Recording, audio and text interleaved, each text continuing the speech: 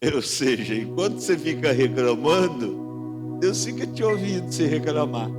Mas como Deus é educado, enquanto você não termina de falar, Deus não vai te responder. Então fica aí para você ver murmurando, fica aí reclamando. Vai prolongar o dia da tua vitória. Aprenda isso. Abra sua Bíblia comigo. Olha, hoje nós vamos passar uns 10 minutinhos das 9h15, tá? Ouvimos esse lindo testemunho, depois a irmã Paula vai estar falando outros dias também, sempre uma partezinha, né? É muito importante um testemunho deste. Efésios capítulo 6, do versículo 10 a seguir. Vamos à leitura da palavra. Efésios 6 e 10, a palavra nos diz assim: no demais, irmãos meus, fortalecei-vos no Senhor e na força do seu poder. Revesti-vos de toda a armadura de Deus, para que possais estar firmes contra as astutas ciladas do diabo. Porque não temos que lutar contra carne e sangue, mas sim contra os principados, contra as potestades, contra os príncipes das trevas deste século, contra as hostes espirituais da maldade nos lugares celestiais. Portanto, tomai toda a armadura de Deus para que possais resistir no dia do mal, e havendo feito tudo, ficai firmes. Estais, pois, firmes, tendo cingido os vossos lombos com a verdade, vestida a couraça da justiça, calçado os pés na preparação do evangelho da paz, tomando sobretudo o escudo da fé, com o qual podereis apagar todos os dardos inflamados do maligno. Tomai também o capacete da salvação e a espada do Espírito, que é a palavra de Deus, orando em todo o tempo, com toda oração e súplica no Espírito, e vigiando nisso, com toda perseverança e súplica, por todos os santos, e por mim, para que me seja dada, ao abrir e fechar da minha boca, a palavra com confiança, para fazer notório o ministério ou o mistério, uma outra tradução do Evangelho, pelo qual sou embaixador em cadeias, para que possa falar dele livremente, como me convém falar. Diga amém. Pois bem, nós estamos falando sobre o tema batalha espiritual. Repita assim após mim: batalha espiritual. E nós temos ali uma ilustração no telão de um soldado romano com vestimentas, com armaduras de guerra, para exemplificar as nossas armaduras espirituais. Eu já citei que Paulo se referiu que as armas das nossas milícias não são carnais, mas poderosas em Deus para destruição das fortalezas, claro, do inimigo. Então a batalha espiritual é uma realidade que não pode ser subestimada, tá? Não pode ser subestimada ou deixada de lado, achando que Satanás é um ser vencido.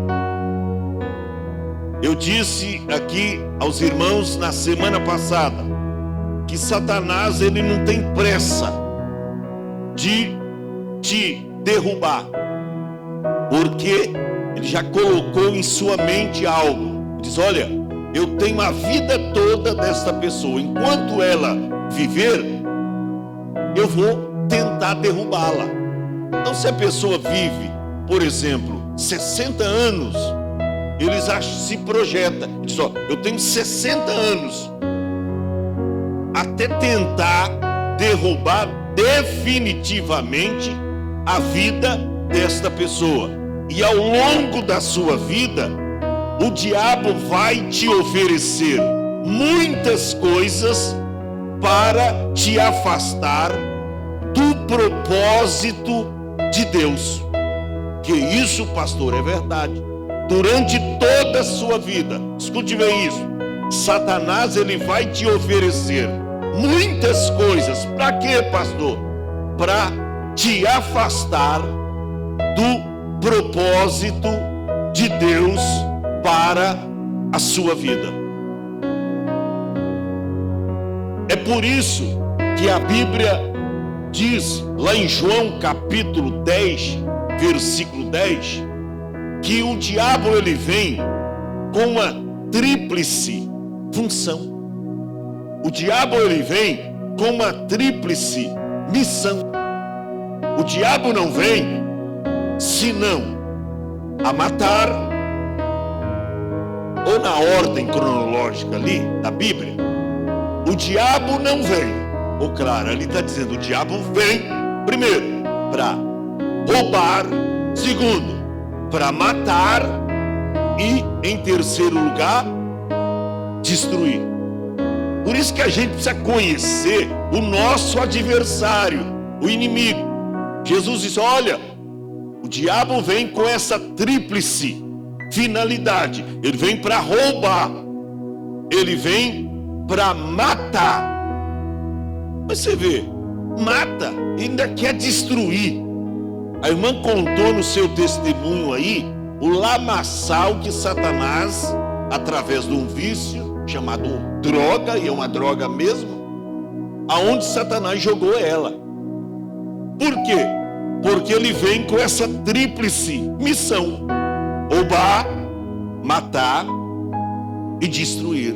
Glória a Deus que ali tem um ponto e vírgula, porque Jesus se apresenta como o libertador. Ele diz, ó, o diabo vem senão para roubar, matar e destruir, mas eu vim para que tenham vida e a tenham com abundância. Então, escute bem isso, a gente precisa ter cautela, porque a conversa do diabo é doce, mas o seu resultado é amargo. Conversa do inimigo para nos enrolar, para nos ludibriar, é uma conversa doce. Esse dia eu postei um vídeo na internet, não é um vídeo meu, a fala da serpente com a mulher.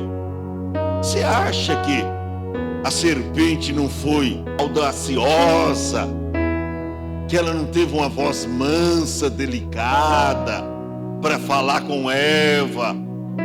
Isso também não foi da noite para o dia, não. Alguém pensa, pô, uma conversa assim, não, isso demorou. Cada dia a serpente foi mostrando para Eva um outro lado que ela não conhecia. Não, Deus falou isso, mas é assim, assim. Pode deixar.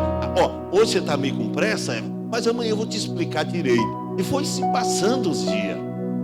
Foi uma coisa paulatina, lentamente.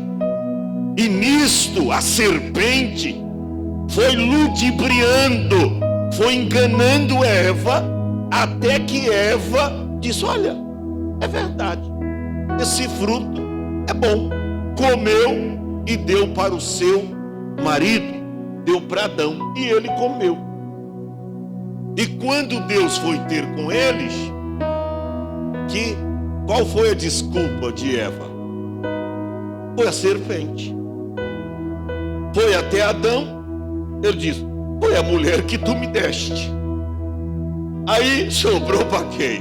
Para a serpente. Para a serpente. E é dessa serpente que é Satanás que nós estamos falando dela, tá? Então, ele vai vir até você. Mas o que a Bíblia diz lá em Tiago 4:7, você tem que resistir, porque ele vai vir com tudo. E ele vem. Você não vem hoje, vem amanhã, vem através de um vício, vem através de alguém lhe oferecendo ganhar dinheiro fácil. O diabo vem até nós de várias formas, mas a Bíblia diz: sujeitai-vos, pois, a Deus. Seja obediente. Isso é o diferencial. Isso é o diferencial, é o divisor de água. Quando você se sujeita à vontade de Deus, quando você sabe dizer não para o diabo, não para aquela fofoca, não para aquelas palavras, aqueles convites que as pessoas vêm para te levar para as coisas erradas, você tem que saber dizer não. Ah, mas é a minha amiga, mas está me querendo levar para o buraco. Ah, é meu irmão, é meu irmão carnal, é minha irmã carnal, mas está me querendo levar para o buraco. Tenha discernimento.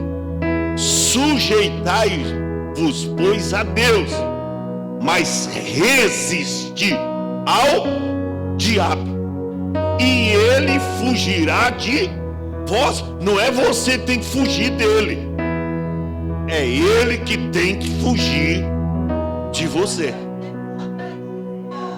Agora, tem gente que não ora, tem gente que não tem contato com a palavra. Aí o diabo faz assim, ó, ele já está virando a próxima esquina, correndo. A coisa é tão séria que uma vez eu estava pastoreando uma igreja e caiu uma mulher endemoniada. Rapaz, a igreja esvaziou rapidinho. Tem gente que deu no pé. Tem gente que deu no pé com medo. Ai, meu, sei lá se o demônio sai dela e entra em mim. Ai, pelo amor de Deus, irmão. Eu fiquei com medo, sabe? Vai que o demônio sai dela e entra em mim. Oh, mas é crente despreparado, né, pastor Paulo? É crente que não tem preparação espiritual. Com medo do demônio.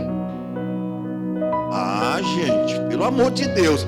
Então, não é você que tem que fugir dele, é ele que tem que fugir de você. Agora, eu tenho que fugir, mas quando você dá brecha, ele entra. O diabo entra em crente. É por isso que tem gente que foge, porque não está preparado. Que o diabo entra em crente. Oh, eu vou mais longe. O diabo não só entra em crente, o diabo entra até em discípulo. Que isso, pastor? O diabo entra até em discípulo.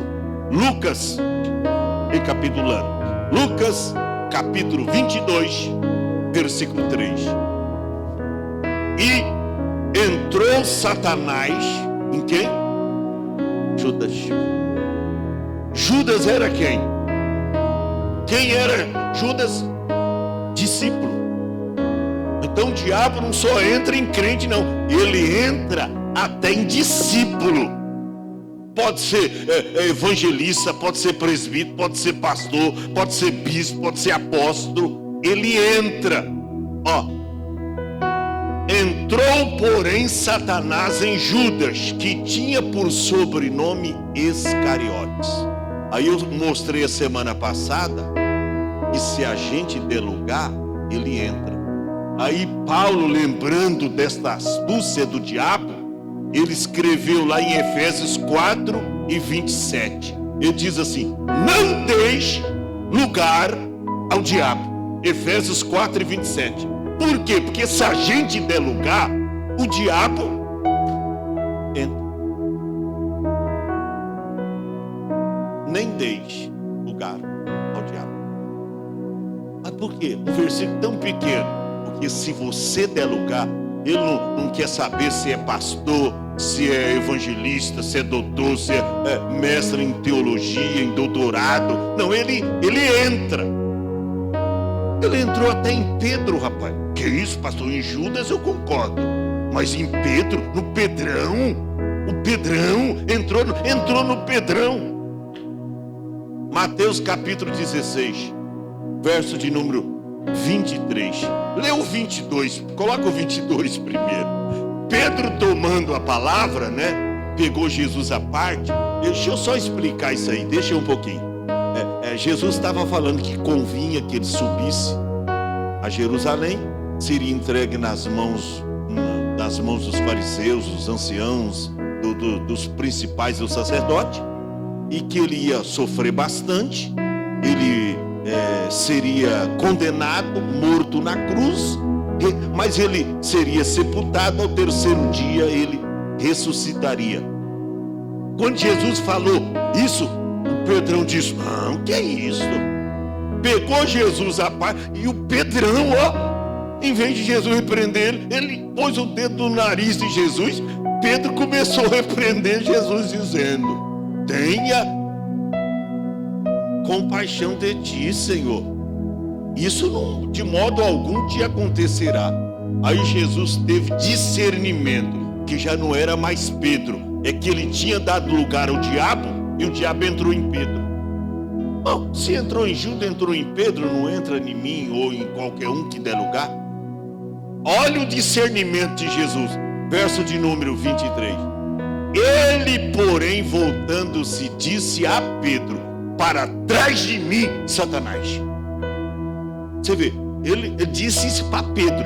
Por isso que tinha que ser crente. Porque se Pedro não fosse crente, ele já pensou chegar para um crente hoje: Satanás, para trás de mim. Chegar para um crente falar um negócio desse, se não for convertido, sai da igreja, entrega o ministério. Pedro não entregou o ministério, não, aceitou a correção. Ele sabia que tinha emprestado a boca para Satanás. Jesus virou-se para Pedro e disse: para trás de mim, Satanás, porque me serve de escândalo, porque não estás pensando nas coisas que são de Deus, mas sim nas coisas que são dos homens. Então você vê que o diabo é terrível. Às vezes, irmão, aquele que é santo em público pode ser um demônio em secreto. Vou recapitular: aquele que aparentemente é santo em público, ele pode ser um demônio em secreto. E a pode estar usando a vida desta pessoa poderosamente. Então o diabo não, eu disse aqui ontem, né, que o diabo não precisa te matar para você ter vida de morto. O diabo pode matar alguém dentro da igreja. Deus está falando através da palavra, mas a mente, a consciência está cauterizada. Você está pregando a palavra, mas a palavra não entra nele de jeito nenhum. Você já percebeu que tem gente que a palavra nunca muda a vida dele? Ele nunca muda. Por quê? Porque nunca deixa entrar. Porque é a palavra que nos muda, que nos molda e que nos leva até Deus. Se a pessoa não deixar a palavra impeirar na sua vida, não vai acontecer nada. Porque é a palavra que faz a obra de transformação. Então preste atenção: o diabo não precisa te matar para você ter vida de morto. Eu me referi à igreja de Sardo, que Jesus se dirige à igreja e diz: você tem nome de que vives, mas estás morto. Tinha nome, tinha aparência, tinha tudo, mas estava morto. Estava morto. Então a gente precisa tomar muito cuidado. Pastor, eu vou falar rapidinho das armas, mas pastor, quem tem poder para derrotar então esse adversário? Eu fiz uma citação semana passada, aliás foi na outra, no início do culto, mas não mostrei aonde está escrito. Agora hoje eu vou mostrar, que faz parte dessa parte do estudo de hoje. Romanos capítulo de número 16 e o verso 20. Olha o que está escrito: Não é você que tem poder suficiente para pisar na cabeça do adversário. E eu disse aqui que eu já vi isso. Pastores, bispos, apóstolos pregando e alguns até ensinando a igreja: irmão, levanta aí as pernas, levanta aí os pés. Para quê? Agora nós vamos pisar na cabeça do diabo. Ensinando a igreja a pisar na cabeça do diabo. Aí toda a igreja que não conhece Bíblia, né, levanta o pé. E ele diz: ó, no 3, hein, no 3. Ó, e quando vocês pisar, vocês pisam, ainda faz assim, ó. Cutucando Satanás com a vara curta. Eu vi muitos desses fazendo isso no mês. No outro mês, estava desviadão lá. Satanás preparou uma cilada, um laço e derrubou ele. Irmão, com Satanás não se brinca. Nós não temos força nós mesmos suficiente para esmagar a cabeça de Satanás, não. Agora, tem um que tem. A Bíblia diz: o Deus de paz. Olha, nem Jesus ousou falar que seria ele. Mas Paulo, compreendendo Deus e o seu poder, diz: ó, o Deus de paz, em breve. Diga o teu irmão: está perto. Em breve, esse dia chegará. Em breve esmagará Satanás debaixo dos vossos pés. Mas não é nós, é Deus que vai fazer isso, esmagar a cabeça dele e vai dizer: meu servo, minha serva, pode pisar agora, ele está morto. Olha aí, pisa, pisa. Mas por que isso? Você viu a promessa que Deus fez lá no jardim? Quando a Eva disse: não foi a serpente que me enganou. Deus não lavrou a sentença? Ó serpente. Serpente naquela época tinha pés, andava, tá? E falava também. Mas Deus diz: não, agora seu alimento vai ser o pó. E você vai se rastejar. E ó, vai nascer da semente da mulher, que vai esmagar a sua cabeça. Claro que aí fala Deus, mas Cristo está em Deus. Deus está em Cristo. Preste atenção. Então não é você, é Deus que em breve esmagará a cabeça de Satanás debaixo dos nossos pés. Aí Paulo termina dizendo: a graça de nosso Senhor Jesus Cristo seja convosco. Aleluia! Irmão, isso é muito forte. É o poder de Deus que vai deter Satanás.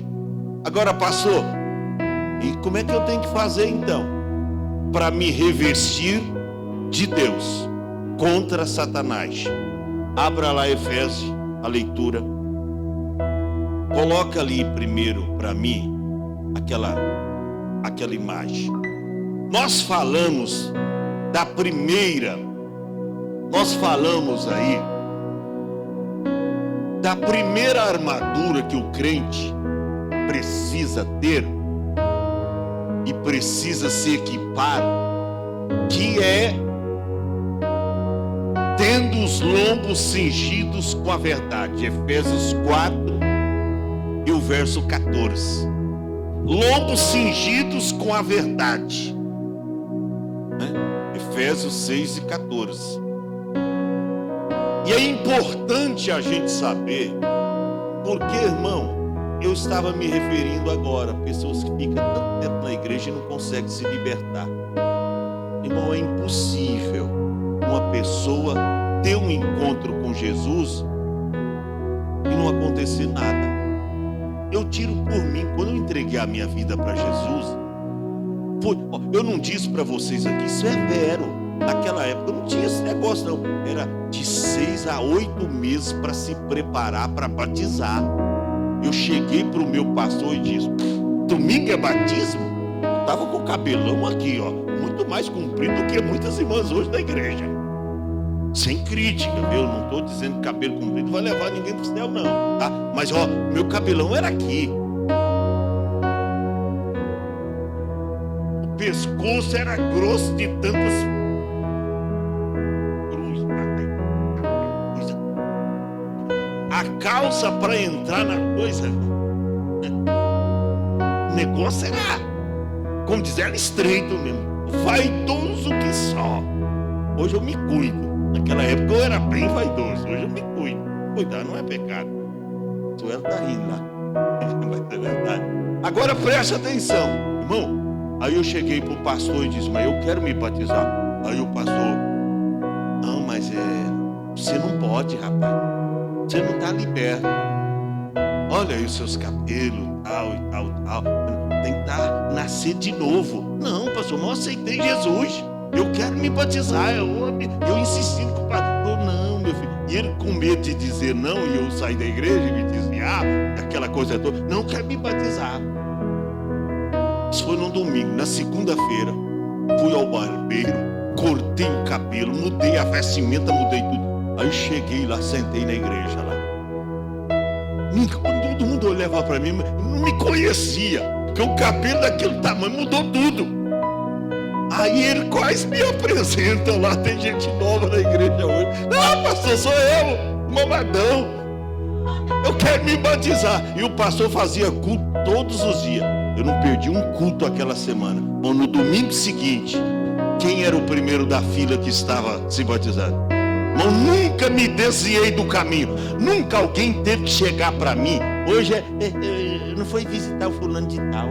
Ele vai sair da igreja porque está aborrecido. Irmão, ninguém nunca precisou fazer uma visita para mim. Esse negócio de você ficar... Não. Conversão é pela verdade. Quando diz aí, ó, estáis, pois, firmes, tendo cingido os vossos lombos com a verdade. Jesus disse lá em João 8:32: e conhecereis a mentira, e conhecereis a verdade, e a verdade vos libertará. Quem é a verdade? João 14:6. Jesus disse: eu sou o caminho, a verdade e a vida. Liberta. João 8:36. E se pois o Filho vos libertar, verdadeiramente sereis livres. Irmão, ó, você precisa andar na verdade. Esse cinto, coloca a imagem, esse cinto que diz que os nossos lombos têm que estar cingidos com a verdade. Paulo diz: nada podemos contra a verdade senão pela verdade. Você tem que andar na verdade, você tem que falar a verdade, você tem que ser obediente à verdade que é a palavra de Deus. Já falamos. Pastor, qual é o outro equipamento? Só estou mostrando porque eu trouxe a imagem hoje. Depois Paulo fala do segundo equipamento da nossa vestimenta. Ele diz: ó, calçados os vossos pés na preparação do evangelho da paz. Irmão, a bota de um soldado romano tinha parte que era até de ferro, isso pesava. Aonde se prendia ali era uma fivela tudo de ferro. O negócio ali, ó, podia jogar uma bomba, quase que não acontecia nada.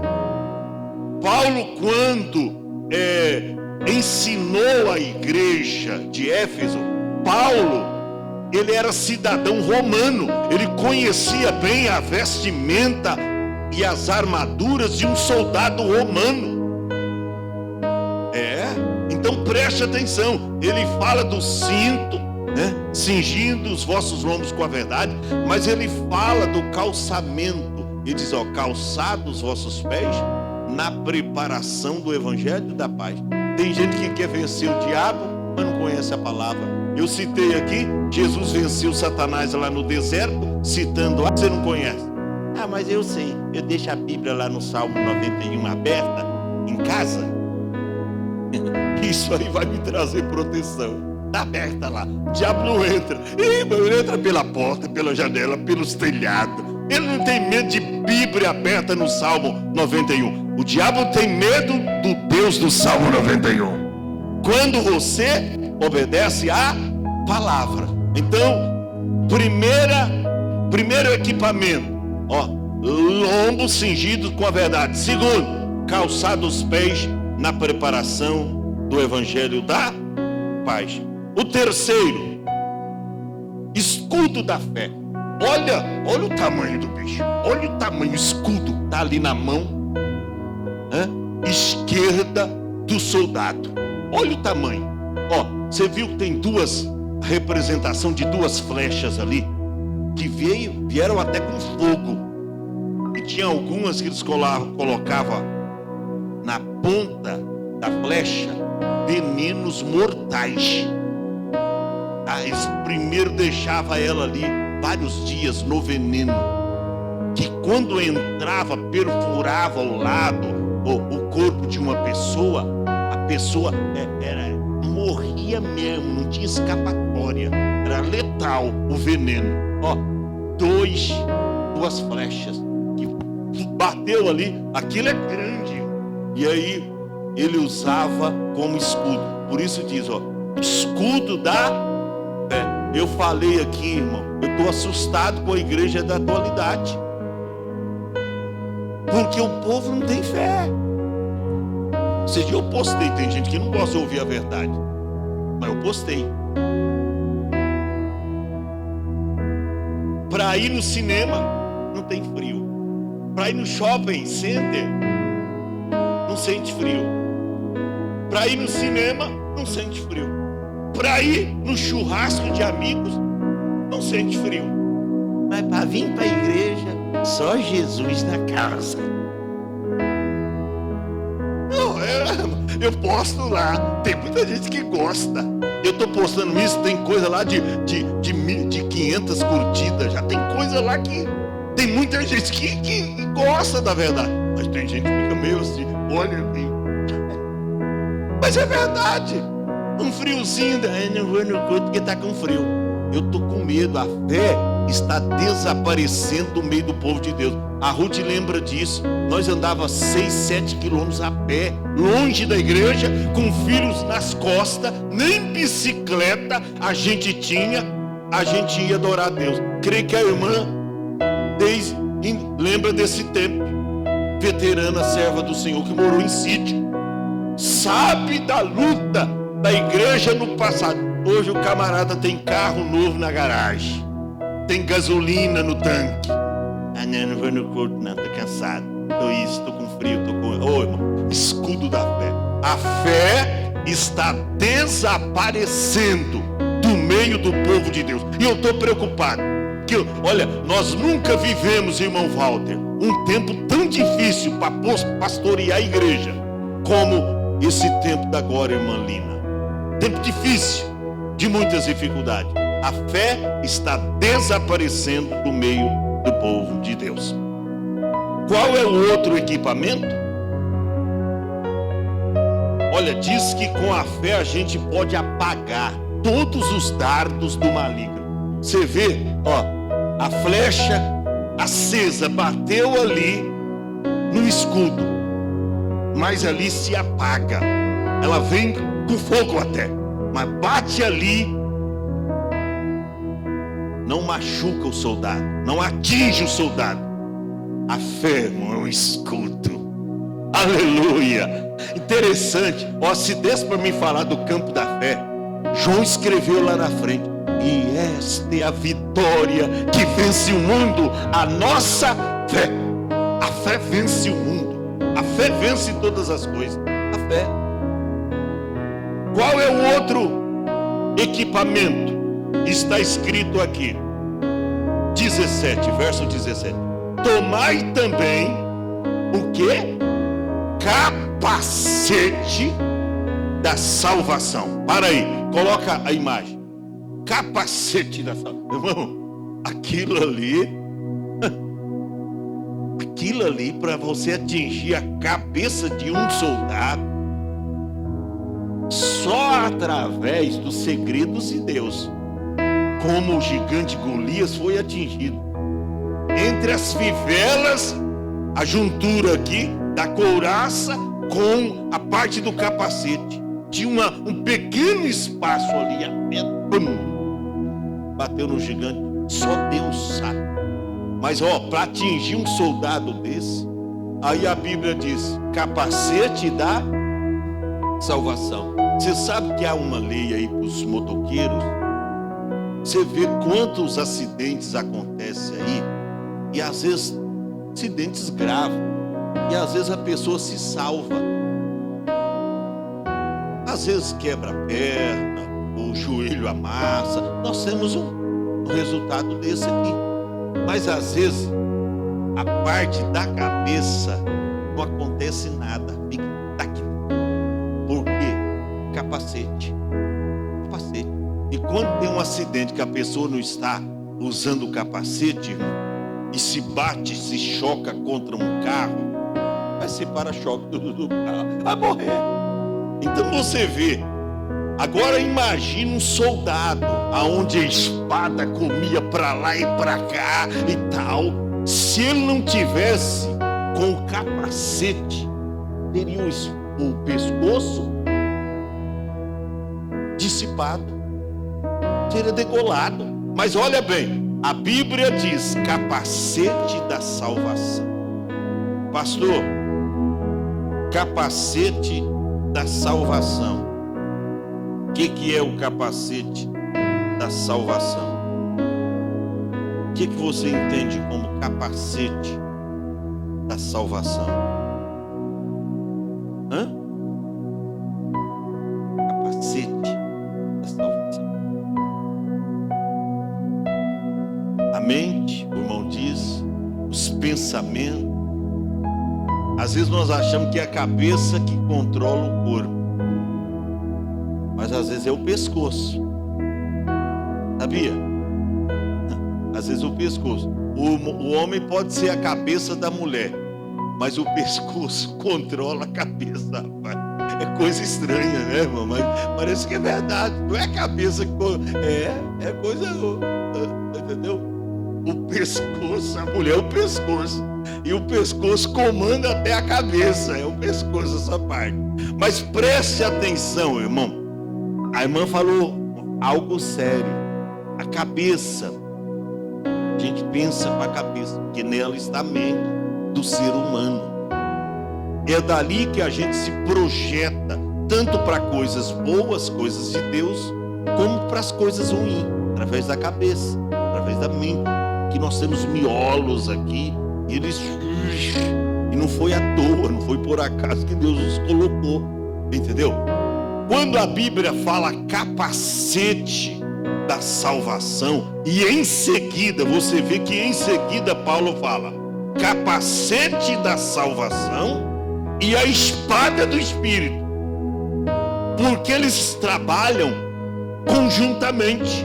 Capacete da salvação com a espada, porque você pensa aqui e já executa aqui. Você vê que numa mão do soldado tinha o que? O escudo, mas na outra mão tinha a espada.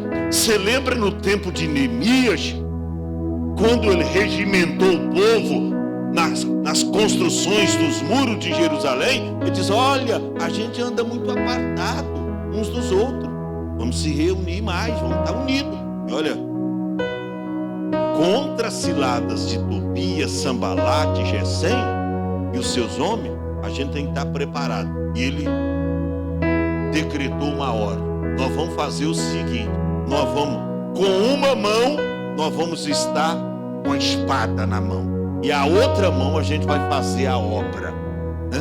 Uma mão na espada, outra mão fazendo a obra. Ou seja, você tem que pensar e reagir. Tem gente que fica se projetando: aí eu quero trabalhar para Jesus.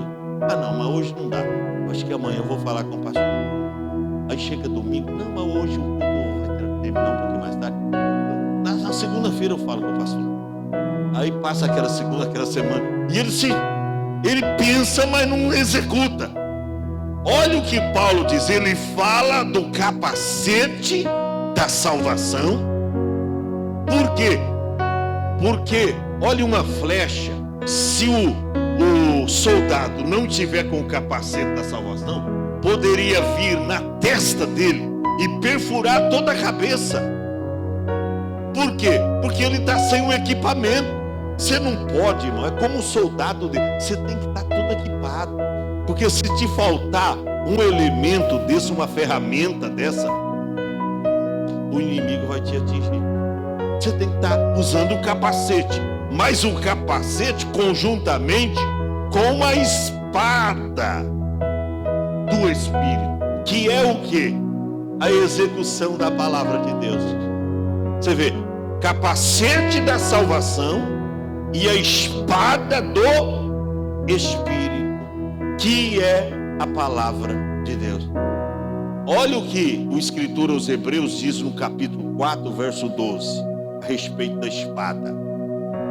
Isso aqui, ó. Olha o que está escrito. Porque a palavra de Deus, primeiro, é viva, eficaz. Eficaz ou eficácia fala do poder da palavra. Poder. A palavra de Deus é super poderosa. Aí diz, ó. E é mais cortante. Tá vendo essa espada lá? Você viu a espada na mão do guerreiro, do soldado? É mais cortante. A minha tradução diz, é mais penetrante do que espada de dois gumes. Por que espada de dois gumes? Porque a espada de um guerreiro romano, ela não cortava só de um lado, dos dois lados. Você nunca sabe o lado que o inimigo vem, e não dá para você pegar, tirar a espada da sua mão e virar a espada. Então, ela não perfurava somente naquela ponta aguda dela, perfurava. Eles não trabalhavam com ela só assim. Era assim, cortava desse lado e cortava desse outro lado. Ou seja, ele tinha tríplice função com a espada. Assim, espetar o camarada. E tinha alguns que espetavam na parede, né? Levantava o cara, você olha pra cá, com a ponta. Quando não, pra cá cortava o pescoço do soldado.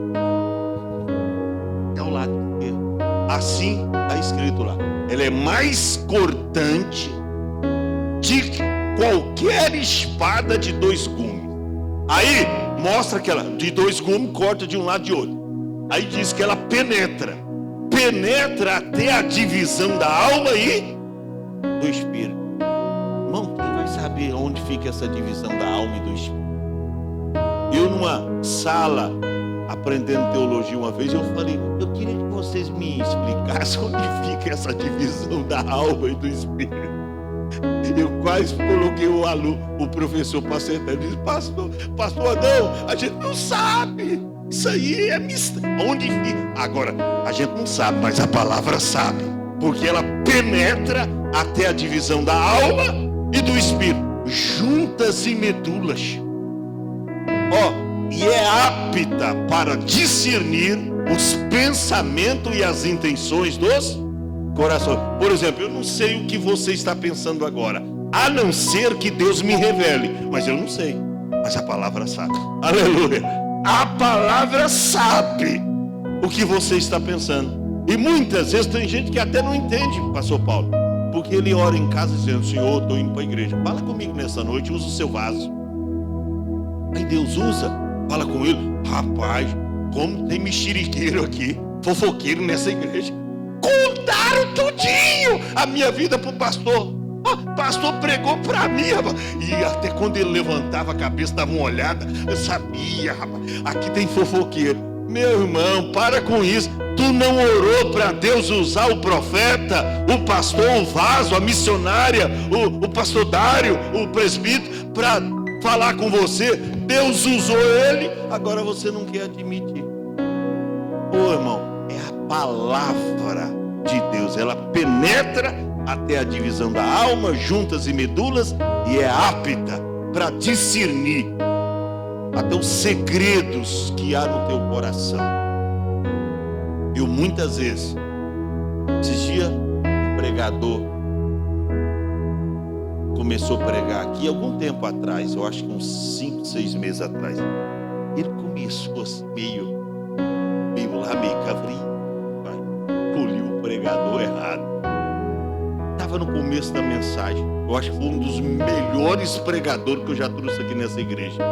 Ele começou a pregar e eu fui até aquela mesinha lá, pus a mão na cabeça, dei uma olhada para, falei, meu Jesus da glória, o povo vai comer as minhas costelas. Aí o Espírito Santo falou, espere, não julgue antes da hora. Você não está aqui para julgar. Eu fiquei aqui. Daqui a pouco, meu irmão, o negócio foi esquentando. Eu fui usando a boca. Rapaz, usando glória. Irmão, tá vendo? Na hora, e aí na hora, o pastor falou, muitas vezes você julga conforme a aparência, tal, mas Deus olha lá. Rapaz, fiquei sentadinho aí só, vestindo a carapuça, porque tem crente que quando Deus fala diretamente com ele, meu irmão, pare com isto. Deus usa dos remidos o menor. Não dá tempo pra gente, é por isso que eu falei que a gente tem que continuar com esse estudo. Próxima segunda-feira, nós paramos aqui, capacete da salvação e espada do Espírito, que é a palavra de Deus. Aí alguém diz, passou, então acabou. Põe o verso 18, que depois eu vou falar. Alguém diz, tá visto? Tá bom. Então essa parte nós vamos, porque alguém pensa, volta a imagem lá, Alguém olha lá, poxa, o pastor falou aí, capacete da salvação, espada do Espírito, couraça da justiça. Tem a couraça da justiça, que é a parte de trás. Colocava aqui a couraça, pegava toda essa parte da frente, tá?